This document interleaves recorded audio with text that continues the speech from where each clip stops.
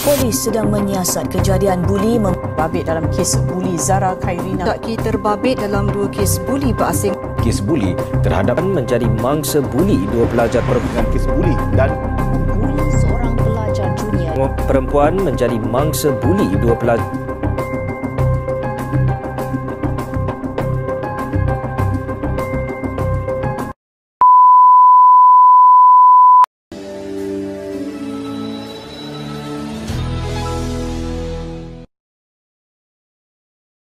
Assalamualaikum dan salam sejahtera. Kes buli di Malaysia terus menjadi perhatian umum apabila semakin banyak insiden melibatkan pelajar dan orang dewasa dilaporkan di media sosial serta akhbar tempatan. Perbuatan buli kini tidak hanya berlaku secara fizikal, malah turut menular dalam bentuk buli cyber melalui media sosial yang memberi kesan mendalam terhadap emosi dan psikologi mangsa. Menurut laporan Utusan Malaysia dan Sinar Harian, jumlah kes buli yang direkodkan meningkat ketara sejak 2 tahun kebelakangan ini. Untuk laporan lanjut, kita bersama Ain Batrisha dengan tinjauan dan maklumat terperinci. Silakan. Terima kasih Farah Husna.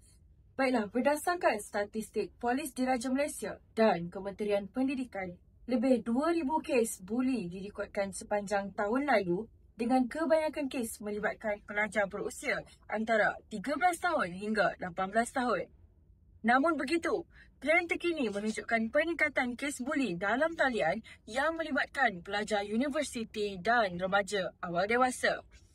Menurut pakar psikologi, sosial budaya buli sering berpunca daripada tekanan emosi, pengaruh rakan sebaya dan kurangnya empati dalam kalangan masyarakat. Kesan daripada buli bukan sekadar luka fizikal tetapi turut menyebabkan trauma jangka panjang, kemurungan serta menjejaskan prestasi akademik dan sosial mangsa. Dalam usaha menangani masalah ini, pelbagai kempen kesedaran telah dijalankan oleh pihak kerajaan dan badan bukan kerajaan termasuk kempen Stop Buli dan program Sekolah Selamat Tanpa Keganasan. Walau bagaimanapun, usaha ini memerlukan kerjasama menyeluruh daripada ibu bapa, guru dan masyarakat bagi membentuk suasana yang lebih empati dan saling menghormati. Ain Batrisha melaporkan untuk Berita Kampus. Kembali ke studio. Terima kasih Ain Batrisha. Isu buli bukanlah perkara baharu, namun kesannya terhadap individu dan masyarakat amat besar. Setiap pihak memainkan peranan penting dalam memastikan keselamatan dan kesejahteraan pelajar serta pekerja di setiap lapisan masyarakat. Pendidikan nilai, kemahiran sosial dan kawalan emosi perlu diterapkan sejak usia muda agar generasi akan datang lebih matang dalam menyelesaikan konflik tanpa kekerasan. Masyarakat juga disuruh untuk tidak menjadi pemerhati pasif, sebaliknya tampil melaporkan kejadian buli yang berlaku di sekeliling. Dengan langkah pencegahan yang berterusan, diharapkan budaya buli dapat dihapuskan demi mewujudkan persekitaran yang selamat, berakhlak dan berkeperi kemanusiaan. Saya Farah Husna, Berita Kampus. Sekian laporan.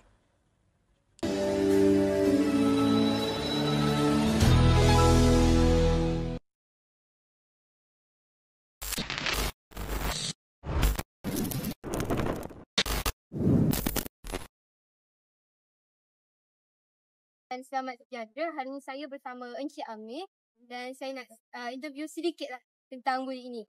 Encik Amir, saya nak tanya 3 soalan. boleh. Apakah kesan buli terhadap mangsa yang kena buli tersebut? Maksudnya apa kesan terhadap Ya, mangsa buli? Ya. Okey.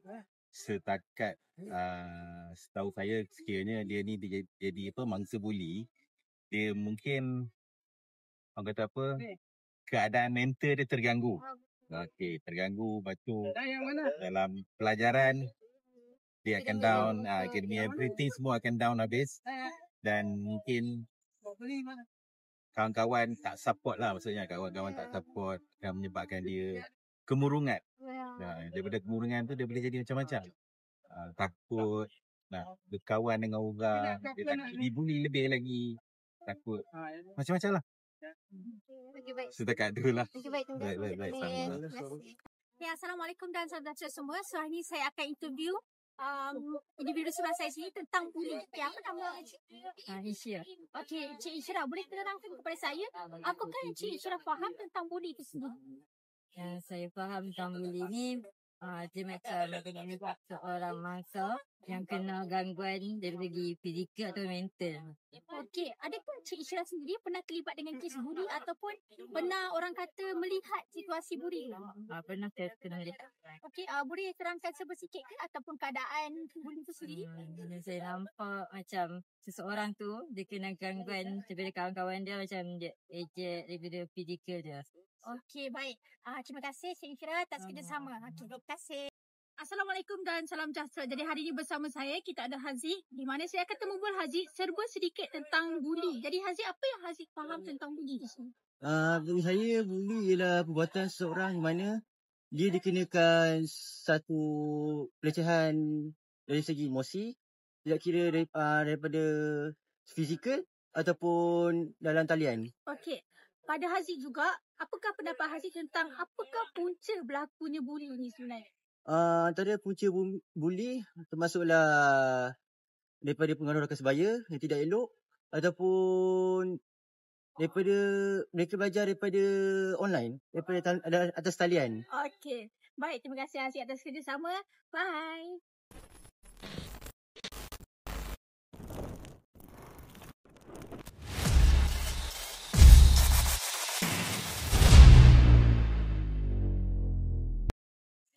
Okey, baik. Assalamualaikum dan salam sejahtera kepada semua pendengar pada hari ini. Okey, anda sedang mendengar podcast Suara Pendidikan Seimbang, di mana dalam episod kali ini kita akan membincangkan satu isu penting yang semakin hangat diperkatakan ketika ini, iaitu isu buli dalam sistem pendidikan di Malaysia terutamanya. Okey, baik. So, ini sebenarnya pada hari ini sangat relevan kerana kita sering melihat berbagai kes buli sama ada secara fizikal, emosi maupun cyber yang berlaku dalam kalangan pelajar itu sendiri. Tapi kawan-kawan, persoalannya, bagaimana kita boleh menangani isu ini dengan cara komunikasi yang berkesan dan juga berhemah. Jadi di sini saya bawakan kepada anda bersama-sama dengan saya, itu rakan-rakan seperjuangan saya, di mana di sebelah kanan saya ialah Nik Nur Ain Batrisha dan juga di sebelah kiri saya ialah Nur Hanis Najwa. Okey, baik, saya beri peluang kepada dua panel kita pada ini untuk memberikan sedikit sepatah dua kata sebelum kita mulakan podcast kita yang boleh katakan topik kita pada hari ini sebenarnya hangat. Jadi bagaimana ulasan Nik sendiri? Bagi Hanis dulu. Hanis dulu. Okey, Hanis dulu. Bagi saya, topik isu hari ini sangatlah berat dan penting untuk kita bincangkan secara berhemah dan secara terbuka. Okay. Terima kasih juga. Saya setuju. Kadang-kadang komunikasi merupakan salah satu cara yang baik untuk kita hentikan bullying. Ya, betul. Saya pun setuju sebenarnya dengan satu, apa orang cakap, kata-kata yang mengatakan bahawa komunikasi yang baik ini dapat menangani isu buli itu sendiri. Jadi sebelum orang kata kita pergi lebih jauh, mari kita bincangkan dulu apa sebenarnya yang dimaksudkan dengan buli itu sendiri sebenarnya. Okey, silakan. Mana-mana dah letak. Okey, Hanis. Bagi saya lah, buli ni dah lama berlaku. Dan kita perlu buat satu tindakan yang sangat tegas untuk kita berhentikan benda ni. Sebab buli ni ibarat racun dan dapat merosakkan keyakinan murid, dapat merosakkan dia punya akademik dia dan banyak-banyak lagi lah. Betul, dan jangan lupa sekarang kita ada juga buli cyber. Ini yang makin popular sebenarnya sebab kita tak sedar yang apa yang kita message, apa yang kita tulis di media sosial boleh jadi salah satu bentuk buli. Jadi itu pun satu bentuk buli lah. Kadang-kadang kesan daripada media sosial ni lebih besar daripada buli fizikal.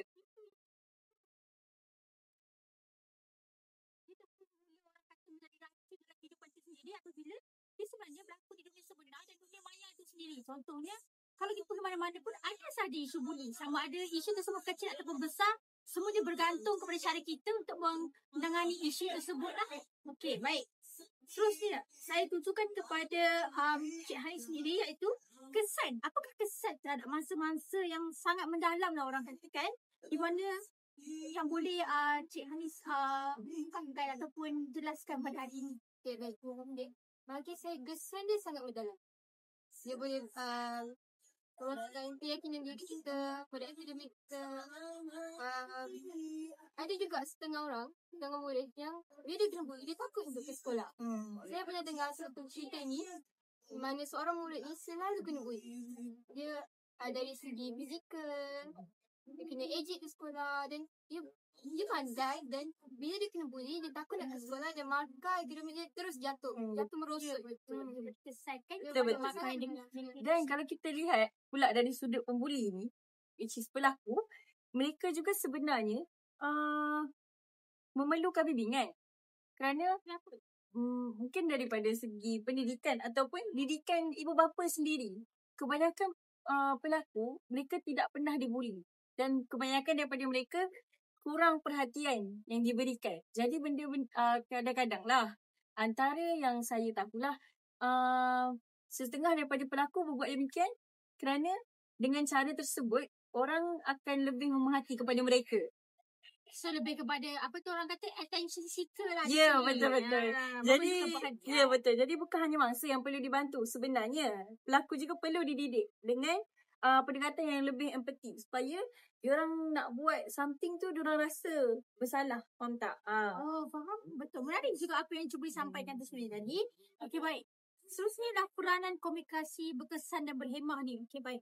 Boleh Cikgu ni jelaskan bagaimana komunikasi berkesan itu sendiri boleh membantu mengurangkan isu buli ni sebenarnya? Baik. Sudah tentu. Okay, bila kita bercakap tentang komunikasi berkesan, ia bermaksud menyampaikan mesej dengan jelas, empati dan juga hormat.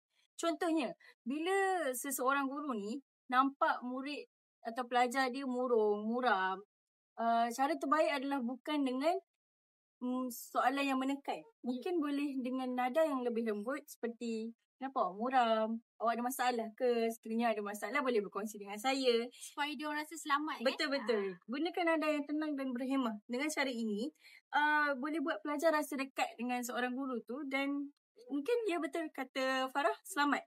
Ya, saya sangat setuju lah dengan apa yang Cikgu Nik beritahu tadi.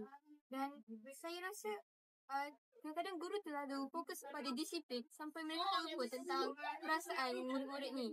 Ya, betul. Jadi dalam keadaan begini, komunikasi mendengar lebih berkesan daripada percakapan kita mata-mata. Sebab itulah di mana adanya guru bimbingan kaunseling, ada pelantikan pengawas-pengawas, bimbingan kaunseling yang membantu kita sebenarnya. Dan bagi murid-murid ni, kadang-kadang bila kita bercakap dengan diorang, kita sudi mendengar tanpa menghukum, mereka akan lebih rasa terbuka untuk meluahkan sesuatu. Ya, betul. Jadi sebenarnya pendekatan empati dan ada suara yang betul tu sebenarnya sangat penting kan? Betul. Untuk memastikan keadaan tu selamat, sesuai. Untuk mendekati pelajar tu sendirilah.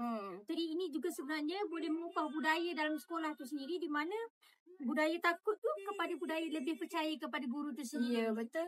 Okey, baik. Sekarang mari kita bincangkan tentang apa strategi-strategi yang ataupun bagaimana pihak sekolah itu sendiri boleh melaksanakan tindakan yang berkesan untuk menangani buli sebenarnya. Pertama, saya sekolah perlu mewujudkan peta aliran tindakan di mana apabila ada laporan buli ni daripada murid-murid, guru perlu bertindak dengan sewajarnya, dengan cepatlah dari segi nak sampaikan kepada siapa, kita laporkan kepada siapa. Kita macam kita boleh laporkan kepada ibu bapa mereka, laporkan kepada guru disiplin dan sebagainya. Ingin saya tambah, sekolah juga boleh gunakan pendekatan pendidikan emosi dan empati. Ya, betul. Contohnya dalam mata pelajaran bahasa Melayu ataupun pendidikan moral, pendidikan Islam ataupun mungkin pendidikan kesihatan. Sebab seperti kita tahulah kesihatan mental pun kita kena jaga. Ya, betul. Lagi-lagi dengan generasi sekarang betul? ni kan. Ya, betul. Kita boleh selitkan aktiviti laporan ataupun bercerita yang mengetengahkan buli. Mengetengahkan buli. Supaya murid merasakan emosi orang lain. Diorang dapat faham kalau buli orang macam ni jadi macam mana, orang yang dibuli macam mana. Ini dapat melahirkan rasa empati dalam diri setiap murid. Ya, betul. Saya setuju sebenarnya dengan apa-apa yang dikatakan tadi. Sebenarnya benda ni menarik. Di mana aktiviti seperti ini bukan sahaja mendidik semata-mata, tapi kita juga meningkatkan komunikasi dua hala antara murid dan guru tu sendiri. Supaya adanya orang kata bonding antara guru dan murid tu dan mereka rasa lebih selamat dalam keadaan begitulah. Betul tak? Betul. Okey. Seterusnya, isu buli ni juga kami berpendapatlah bahawa banyak bergantung pada sokongan ibu bapa dan juga komuniti itu sendiri. Jadi boleh ke kalau saya minta Cikgu Nik untuk beritahu sendiri bagaimana ibu bapa ni sebenarnya boleh membantu generasi-generasi yang sekarang ni orang kata terlibat dengan buli ni? Sebenarnya saya rasa memang paling berkesan caranya adalah dengan ibu bapa, kerana ibu bapa meluangkan masa dengan anak lebih banyak berbanding guru di sekolah, kerana guru di sekolah hanya mengambil masa setengah hari di sekolah. Walhal ibu bapa mengambil masa seharian, boleh kata seharian lah daripada dia lahir, betul tak? Jadi cara yang terbaik ialah ibu bapa boleh menjadi pendengar aktif. Ya, benar. Bila anak balik sekolah. Balas lah. Ya, betul. Bila anak balik sekolah dan nampak muram, sekali lagi tanya. Dengan cara ni, ya betul, ambil tahu. Ibu bapa akan rasa boleh rapat dengan anak, dan anak tak rasa seperti ibu bapa adalah musuh. Ibu bapa adalah seseorang yang takkan faham mereka. Dengan cara ibu bapa menjadi pendengar aktif, anak itu sendiri rasa ada ruang yang selamat untuk bercerita. Ya, betul. Saya setuju sebenarnya dengan apa yang dikatakan tadi tu, di mana ibu bapa ni sebenarnya satu orang kata komponen utama dalam membentuk pribadi seseorang tu. Jadi dengan cara ibu bapa yang jadi pendengar aktif ni juga sebenarnya boleh jadikan murid-murid ni tadi sebagai satu insan yang rasa akan tempat selamat. Sekolah saya rasa kat rumah. saya rasa lah ibu bapa jadi pendengar aktif tu salah satu utama lah. Tapi janganlah bila anak bercerita kita ambil yang bahagian buruk. Mungkin kita boleh menggunakan approach yang lagi mesra, macam kita macam memahami dulu. Apa tu orang kata, janganlah bila anak cerita kita menolak. Betul. Terus nak mengkritik. Okey, sebab kadang dulu punya generasi dididik dengan cara lain. Kita generasi sekarang dididik cara lain, lebih lembut, lebih mesra. Tapi penerapan nilai mulia tu masih ada ya. Betul. Saya tidak menafikan komunikasi yang berkhidmat antara keluarga ni dan keluarga ni sangat memainkan peranan yang besar lah. Sebab saya boleh katakan yang ibu bapa merupakan individu yang paling rapat dengan anak-anak. Jadi ibu bapa boleh peka dan sentiasa peka dan tanyakan tentang mereka, tahu mereka dengan siapa mereka berhubung, dengan kawan dengan kawan mereka. Dan tahu segala lah masalah anak-anak mereka. Kadang bila ibu bapa tahu siapa kawan anak mereka sendiri, ini membuatkan anak lebih selesa. Kawan-kawan pun lebih selesa untuk datang ke rumah, berkongsi masalah. Jadi bila ni masalah macam ni tak akan timbul lah sebab dia rapat dengan kawan dia. Okey, baik. Jadi ada apa-apa tambahan tu ke isu yang ini? Okey, baik. Kalau macam tu, apa yang saya dapat rangkumkan ni adalah dari usaha menangani buli sebenarnya bukan hanya boleh dilakukan di sekolah, tapi sebenarnya juga boleh dilakukan di rumah dan juga komuniti itu sendiri. Jadi pentinglah sebenarnya bila kita nak didik anak-anak tu, pastikan persekitaran sekolah dia bagus, komuniti dia bagus, dan juga kita sebagai ibu bapa ni sebenarnya memainkan peranan yang penting tu sebenarnya. Betul. Didikan dia kata juga bagus, memberi impak yang besar kepada mereka. Yang penting ni sebenarnya impak yang positif lah kepada anak-anak tu sendiri. Okay, baik. Sebelum kita akhiri sesi podcast kita pada hari ini, mari kita sentuh sedikitlah orang kata tentang budaya empati dan hormat, di mana bagaimana sebenarnya kita boleh tanam sifat ini dalam diri murid itu sendiri. Bagi saya, guru merupakan model atau penunjuk bagi murid-murid di sekolah. Bila guru-guru berkata dengan nada yang sopan, lemah lembut, dan ini menjadikan murid mereka terikut cakapan guru tersebut. Saya juga percaya pada kuasa penceritaan. Dengan kita berkongsi ni, macam orang kata, berkongsi boleh meringankan beban seseorang. Ya, betul. Walaupun tak boleh membantu orang. Betul. Bila kita kongsi kisah inspirasi tentang kebaikan, tolak ansur dan sebagainya, ia akan melekat dalam minda pelajar. Sebab dia tahu, cikgu dia pernah cerita, dulu saya macam ni. Katakanlah, seorang guru merupakan mangsa buli. Mungkin cikgu boleh berkongsi, dulu saya dibuli, perasaan saya macam mana. Jadi dengan perkara macam tu, pelaku ataupun murid yang ingin menjadi pelaku, dia boleh nampak impact dia. Jadi iktibar tu dia dapat sedar. Ya, betul. Jadi kita macam, dia orang boleh fikir, cikgu aku dulu kena macam mana, faham tak? Okay, jadi dengan cara tu saya rasa mereka dapat belajar lah empati tu. Empati itu sebenarnya bukanlah satu kelemahan kan? Ya, dia kekuatan. Kekuatan sebenarnya. Seorang murid tu dia mampu untuk menilai. Kalau buat sini macam mana, perasaan orang ni macam mana. Jadi saya dapat simpulkan sebenarnya penting sebenarnya dari aspek ibu bapa, dari aspek sekolah, dari aspek penanaman empati dan sebagainya dalam membentuk generasi yang orang kata lebih faham dan jelas apakah kesan dan juga impak jika buli ni sebenarnya dia orang kata apa? semakin dibesar-besarkan, terutama di dalam zaman sekarang ni kan. Sepatutnya makin maju, makin hebatlah sebuah negara. Tapi ni makin maju, makin banyak pula kes buli. Jadi itu yang saya boleh rasakan macam keterkilan sikit lah dengan generasi kini. Boleh ada apa-apa tambahan sebelum kita orang kata tutup sesi podcast kita pada hari ini? Cikgu-cikgu? Harapan lah. Okay, harapan. Okay, harapan saya berharap murid-murid tak takut untuk kongsi masalah mereka. Ataupun tak takut juga nak laporkan. Sekiranya ada kawan atau kenalan yang dibuli untuk melaporkan kepada guru ataupun ibu bapa. Jadi bila kita boleh tahu tentang satu buli ni, kita jadi sebahagian daripada kisah hidup mereka. Jadi mereka dapat menerima bantuan daripada kita lah. Tapi make sure apa orang kata sebahagian daripada kisah tu adalah sebahagian yang baik lah, bukan sebahagian negatif. Cara sopan lah, cara yang baik. Cara yang sopan. Saya juga berharap agar semua pihak dapat bekerjasama. Kita sama-sama hentikan dan bendung gejala buli ini daripada dia terus berleluasa, kerana dia memberikan impak yang sangat besar kepada diri, masyarakat dan juga negara kita. Ya, betul tu. Saya sangat-sangat setuju. Tadi sebagai penutup pada hari ini, apa yang kita boleh simpulkan, stop bully, jangan membuli. Walaupun kita rasa macam semua orang menghina orang yang sama, apa salahnya kita di salah seorang? Jangan. Dan satu lagi yang saya nak sampaikan, Free Palestine. Itu pun sebenarnya satu bentuk bully. Walaupun kita rasa macam genocide, tapi sebenarnya satu bentuk bully. Betul. Saya sangat setuju. Dan kita punya negara ni adalah bentuk besar bully sebenarnya. Sampai kita tak sedar itu adalah sebenarnya bully. Kerana Palestine tidak mempunyai apa-apa, macam mana orang kata, dia antara golongan yang lemah lah kiranya sekarang ni.